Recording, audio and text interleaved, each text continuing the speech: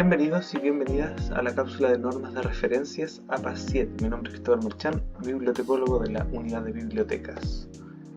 Para comenzar es importante reconocer cuál es la diferencia entre la tesis y un artículo científico, porque estos son los dos documentos que suelen ser más citados dentro de los textos de la universidad, o las tesis más bien. La tesis es un trabajo exploratorio, podría decirse, describe un fenómeno. En cambio, el artículo científico plantea conocimientos, podríamos decir. Crea conocimientos de alguna manera y aborda un tema en específico. La tesis, por otro lado, cubre a profundidad estos temas o estos fenómenos. La tabla de contenido de la tesis es más extensa y se escribe mucho más en la tesis. Al ser un estudio descriptivo y exploratorio, por un lado, necesita de una otra manera demostrar o validar más información. Por otra parte, el artículo científico suele ser más conciso. Sin embargo, es importante conocer de qué manera funciona la tesis, sobre todo en pregrado, de tal manera de poder conocer también cómo va funcionando la estructura de escritura.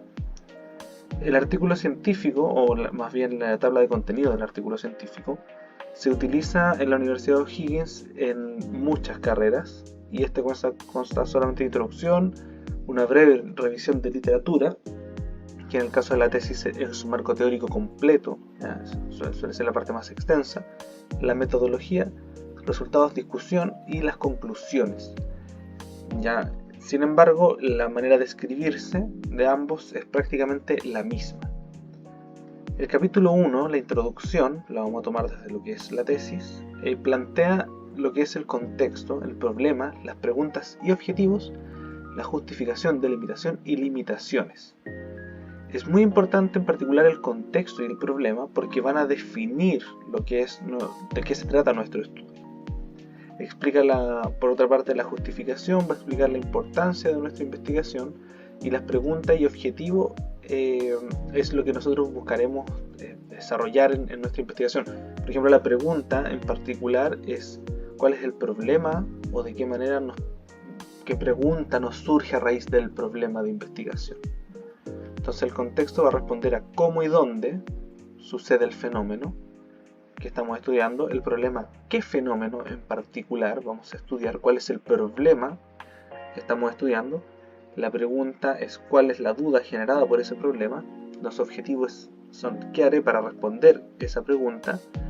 La justificación y delimitación, por otra parte, la justificación responde al por qué tiene valor esta investigación, cómo vamos a justificar el hecho de que la investigación que estamos haciendo es relevante para la ciencia, por qué se debería de hacer.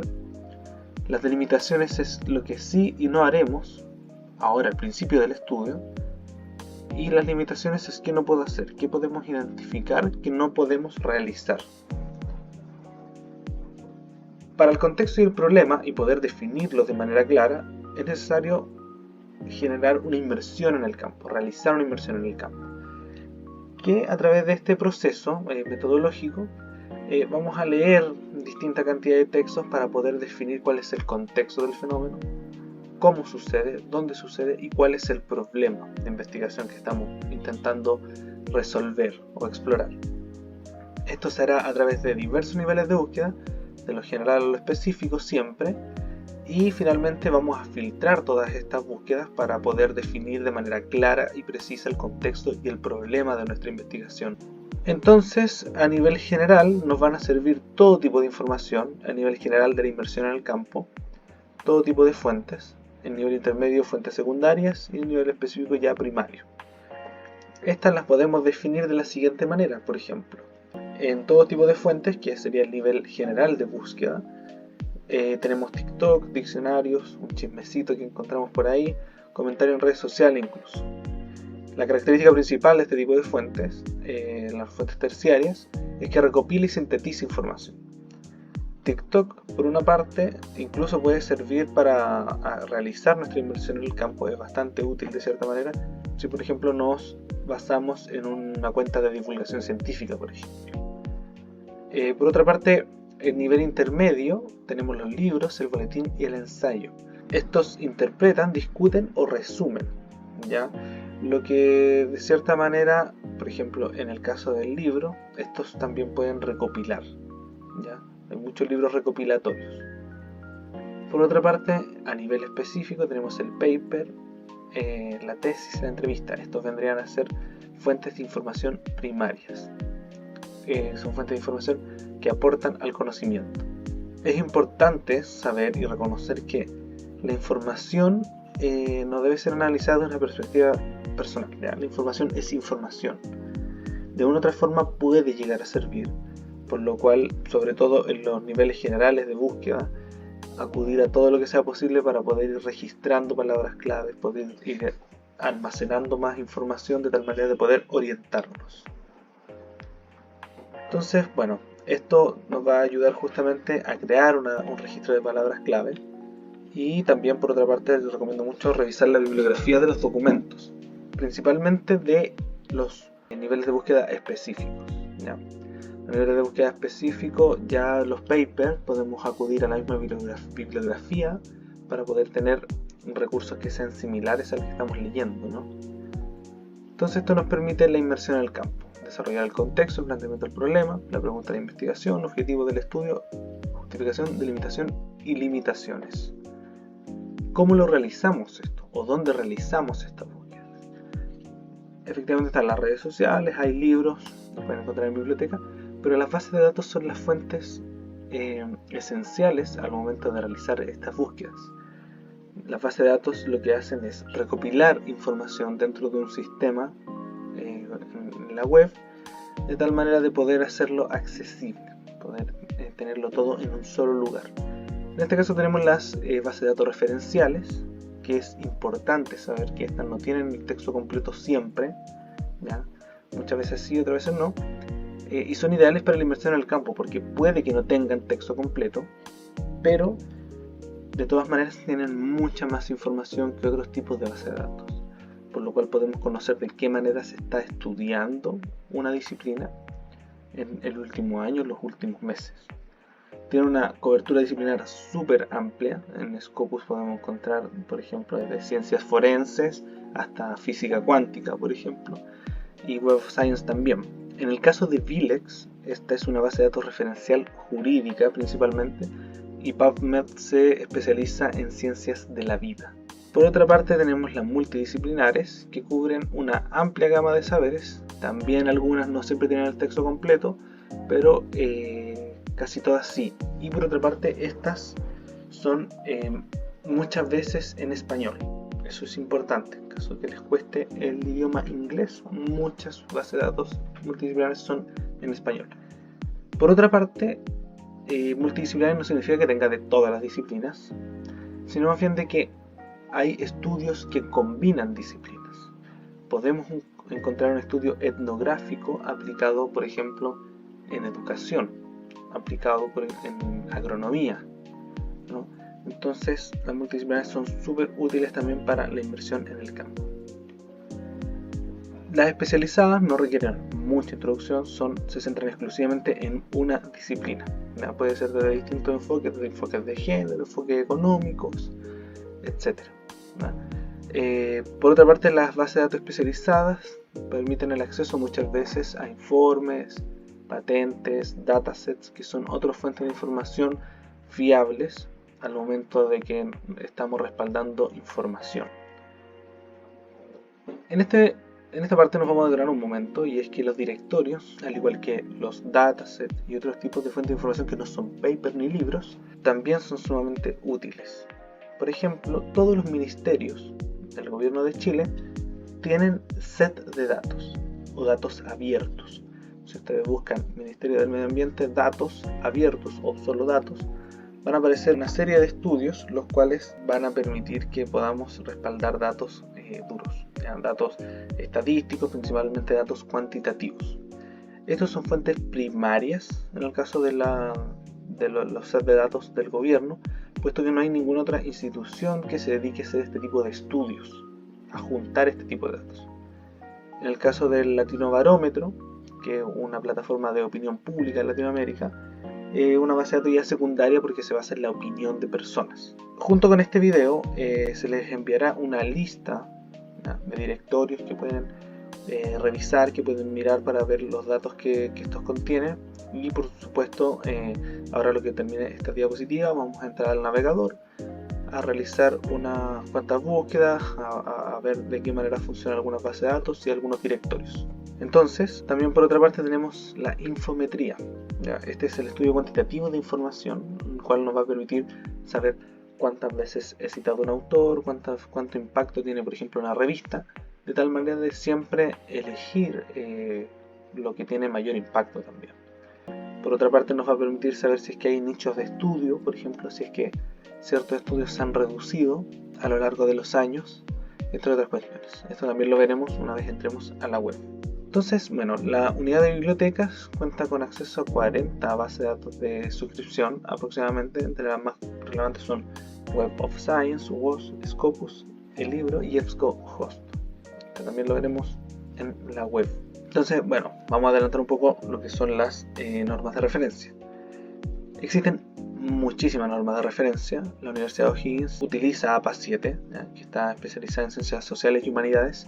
Sin embargo, tenemos que entender que las normas de referencia también son recomendaciones. No son estrictas en absoluto, a excepción sí de la puntuación. Como se fijan en esta diapositiva, tenemos al medio donde dice cita y referencia. La cita y la referencia siempre cuentan con los mismos signos, o sea, me refiero a los puntos, las comas, la cursiva, los paréntesis, etc. Ahora bien, cita y referencia, ¿cuál es la diferencia entre estas? La cita es lo que va en el texto y la referencia es la totalidad de datos que tiene la cita. Vamos a verlo en este caso. Tenemos dos tipos de citas. Las citas, como les digo, va en el texto, ¿no? Sabatini y Cáceres y otros, 2001, basada en texto y basada en autores según Sabatini, Cáceres y otros. ¿Por qué sucede esto? Tal como les decía, las normas de referencia, en particular APA 7, son recomendaciones. Las normas de referencia no van a limitar nuestro estilo de escritura, sino que busca de cierta manera ampliarlo. Se quiere adaptar a nuestro estilo de escritura. En el caso de las citas basadas en texto, a todo esto siempre se ocupan las comillas, si es que estamos sacando un texto de manera literal. Las basadas en texto principalmente se utilizan cuando es el texto el que está entregando una información, la cual también está respaldada en el texto original. Las basadas en autor, personalmente yo las utilizo cuando es Sabatini, por ejemplo en este caso, el autor quien nos habla, ¿no? Principalmente puede ser en la introducción o en la conclusión, pero cuando está entregando una síntesis de cierta manera de lo que nos está hablando. Por otra parte tenemos el parafraseo, el cual podríamos decir que es una técnica narrativa más bien, el cual busca sintetizar, simplificar o reinterpretar un texto para darle cohesión con nuestro texto, o sea, que no sea como disruptivo, que sea parte de nuestro texto y no hayan comillas a cada instante, ¿no? Entonces el parafraseo suele ser un poco más complejo porque tenemos que entender muy bien el texto para poder reestructurarlo, poder redactarlo, y sigue la misma estructura, o sea, podemos hacerlo tanto entre paréntesis como sin paréntesis el autor, ¿no? Me refiero. Podemos poner el autor con o sin paréntesis. Eso va a depender principalmente de nuestro estilo de escritura. Pero el parafraseo en base es eso, es reescribir el texto. Por otra parte, las citas no necesariamente van al final, no necesariamente van al comienzo, sino que debe entenderse que es parte de nuestro texto. No podemos escribir un párrafo de 6-7 líneas y poner una cita al final, siendo que citamos lo que está más arriba o al medio, ¿ya? La cita siempre tenemos que intentar hacerla de la manera más orgánica posible, de tal forma de que no interrumpa, pero tampoco nos deje con la duda de qué realmente está hablando el autor, qué idea pertenece realmente al autor en cuestión. Entonces, acá tenemos las referencias, cómo referenciar distintos tipos de materiales, libros, revistas, páginas web y redes sociales. Y es importantísimo saber de que todas las citas en APA, todas las referencias en APA, se componen de los mismos datos. Autoría, seguido de fecha de publicación, título del trabajo y finalmente editorial o revista o página web o red social. ¿Okay? Va del autor, podríamos decir, se va de lo específico hacia lo general. En el caso de la configuración de nuestro documento de Word, las configuraciones son las siguientes. APA es una fórmula. Es una fórmula y por lo mismo también es maleable. Por lo mismo también es modificable y para entregar una mayor comprensión. Muchas veces nos encontraremos con profesores o profesoras que nos van a pedir ciertas cuestiones que puede que no estén en el manual oficial de APA, pero no nos espantemos. Posiblemente es efectivamente porque se quiere reducir la cantidad de datos o priorizar otro tipo de información en la cita o en la referencia. No obstante, estas son las maneras de configurar nuestro documento Word.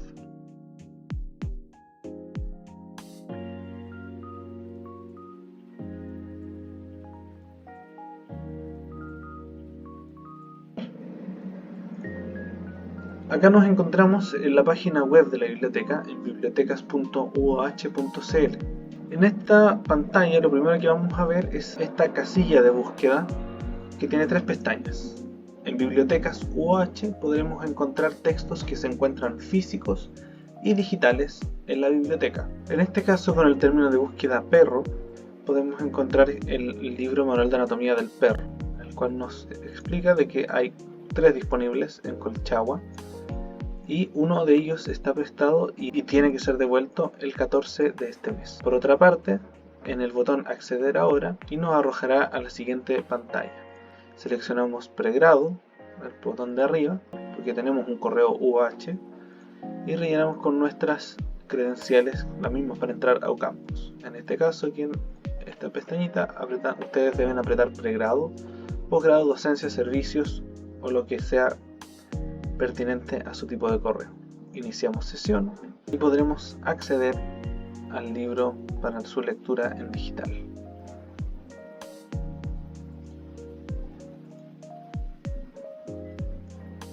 En el caso de la pestaña Descubridor, podremos encontrar diversa cantidad de material que está suscrito y de acceso abierto en la unidad de bibliotecas.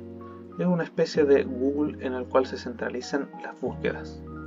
En este también podemos encontrar específicamente texto completo, textos académicos, o sea, papers, repositorio, que es la producción institucional, o sea, papers de la institución, tesis que son producidos por la Universidad O'Higgins, entre otros, y en biblioteca, que es solo lo que está disponible en biblioteca. En la pestaña repositorio podemos encontrar todo lo que sea relacionado a la producción institucional de la Universidad de O'Higgins. Para acceder a las bases de datos, simplemente nos deslizamos hacia abajo y presionamos en el botón de bases de datos.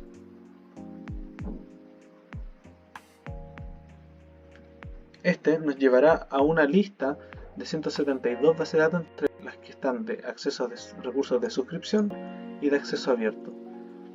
Como ya nos hemos registrado para leer el libro del Manual de Anatomía del Perro, no se nos solicitará nuevamente nuestras credenciales.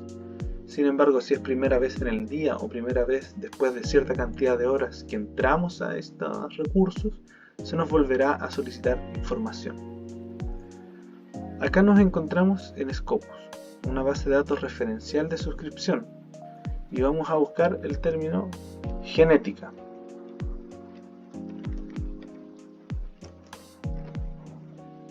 De los 5.505 documentos encontrados, nosotros podemos analizar resultados. En el análisis de resultados podremos encontrar inicialmente documentos que han sido producidos por año a lo largo desde el inicio de la base de conocimientos que tenga Scopus o que tenga sobre ese término de búsqueda. Y por ejemplo, lo que podemos apreciar acá es que del 2009-2010 en adelante ha habido una reducción en la cantidad de estudios sobre genética, lo que nos habla de que hay un fenómeno que no estamos pudiendo conocer, pero que sí efectivamente permite mayor estudio y permite mayor estudio exploratorio para saber qué es lo que se está estudiando. Por otra parte, podemos encontrar documentos por autor y la cantidad de documentos que estos autores han producido. Por ejemplo, Cruz, CD, ha producido 34 documentos relacionados a genética. Si seleccionamos su nombre y nos vamos a otra pestaña, podremos encontrar esos documentos para poder también leerlos. Leer los documentos que han sido producidos por esta persona, la cual podríamos asumir que es la que tiene mayor producción y mayor impacto. Documentos por país, documentos por tipo, área temática, entre otros. Otros recursos que podemos utilizar es directamente libros digitales, los cuales podemos acceder a todas estas plataformas especializadas solamente de libros digitales. Personalmente recomiendo el libro, puesto que tiene una colección muy amplia y en español. Otro recurso a los que podemos acceder es en la pestaña superior derecha, recursos y guías temáticas. Una de las guías es la norma de citación. En esta podrán conocer de qué manera se cita a uno o más autores, documentos sin autor, autores corporativos, documentos sin fecha y documentos legales. Por otra parte, cómo referenciar distintos tipos de documentos, libros, capítulos de libros, artículos, tesis, páginas web, entre otros. Y, como les comentaba anteriormente, pueden encontrar también cuáles son las puntuaciones obligatorias para APA 7, son las que están en azul. Por otra parte, los tipos de citas textuales, el parafraseo, y los formatos de escritura, que esto es cómo configurar nuevamente nuestro documento Word. Otra herramienta la cual podemos acceder a través de la página de la unidad de bibliotecas, en recursos y guías temáticas, es a los gestores bibliográficos. Estas son herramientas que se utilizan para la automatización de las citas y también para la lectura de documentos y extracción de documentos. Pueden encontrar una pequeña introducción respecto a estas y la descarga de Zotero Mendeley, guía de instalación y guía de uso básico de ambas. Para descargar es sumamente fácil, si bien mi favorito personal es Zotero, también pueden intentarlo con Mendeley. Una vez ingresamos a la página de Zotero, simplemente presionamos en descargar. La página web inmediatamente podrá detectar qué sistema operativo utilizamos y qué navegador utilizamos. Para descargarlo para Windows simplemente presionamos en descargar y el conector para nuestro navegador simplemente presionamos en instalar conector.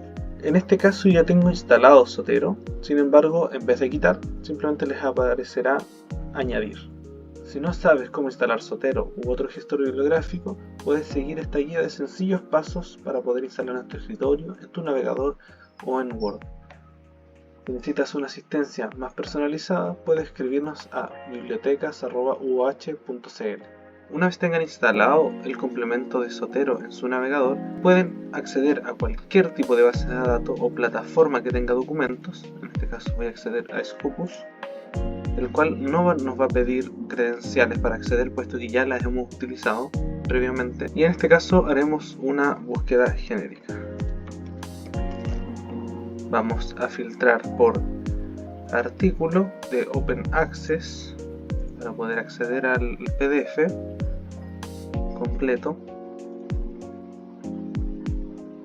Seleccionamos el título, luego ver PDF, descargar PDF, y si se dan cuenta ha cambiado el icono de Zotero.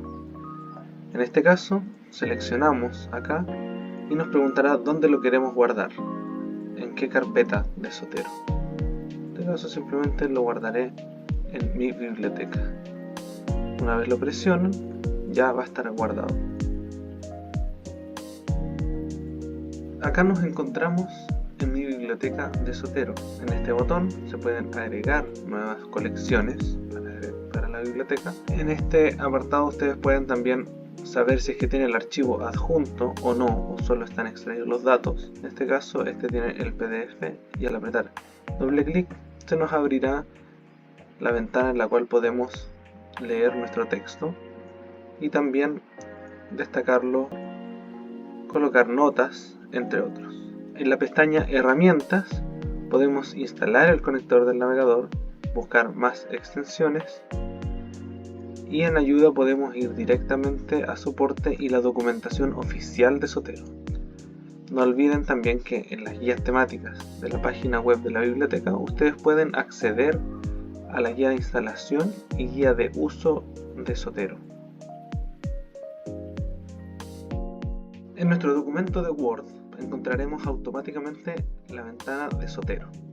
Si no es así, a través de la misma aplicación, en la pestaña herramientas, como vimos anteriormente, pueden instalar el complemento. Entonces supongamos que tengo texto y lo queremos citar.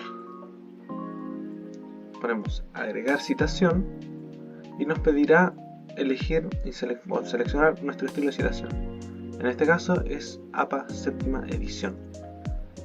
Damos clic, OK, y nos aparecerá la siguiente ventana donde podremos elegir el texto que queremos citar. Podemos apretar también en la Z para ver la vista clásica y buscar directamente en caso de que no nos acordemos del autor ni del nombre del paper.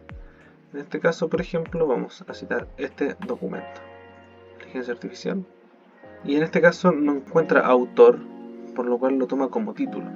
Sin embargo, si agregamos otro tipo de documento, por ejemplo este, nos arrojará el autor en el formato APA séptima edición.